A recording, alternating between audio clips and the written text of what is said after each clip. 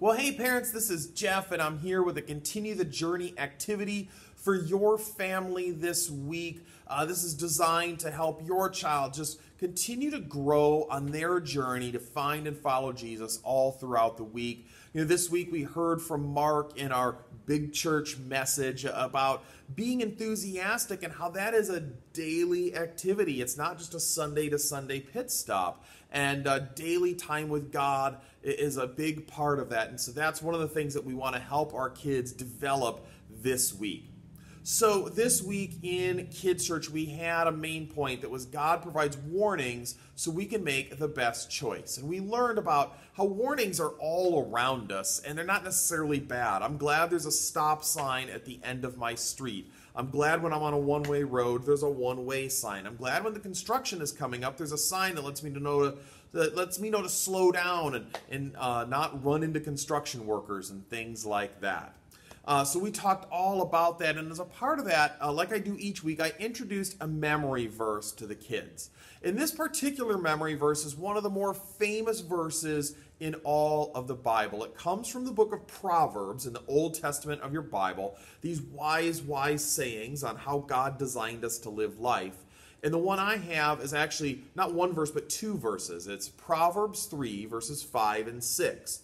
Now, you may have already known this verse. Like I said, this is one that if you grew up as a Jesus follower, someone maybe tried to have you learn as a kid, and we probably all know it in lots of different versions of the Bible. I have the NLT here. You can have your kids do this in any version. But in the New Living Translation, this verse says, "Trust in the Lord with all your heart. Do not depend on your own understanding. Seek His will in all you do, and He will show you which path to take." This great reminder from the Bible that we need to trust in God with everything that we have.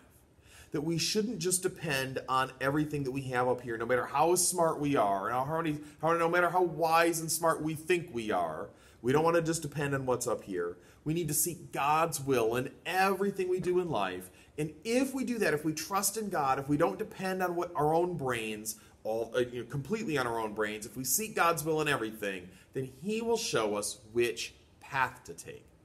Well, as I think of this verse, I would love to challenge your family this week to memorize this verse, or actually these verses. It's two verses, right?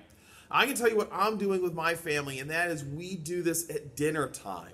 I pull out my Bible and I ask my kids, all right, do you remember our main point for the week? Earlier in the week, they're like, nope. And so I give them that main point so that they can remember it. And then I ask them, do you remember the Bible verse? So at the dinner table, as we sit down, I say, hey, what's our main point?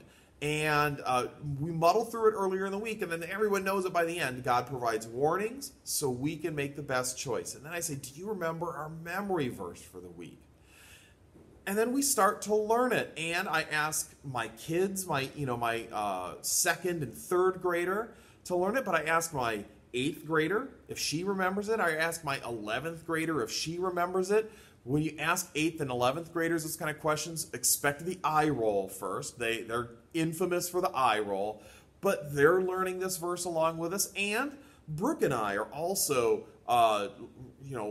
remembering to remember this verse from memory.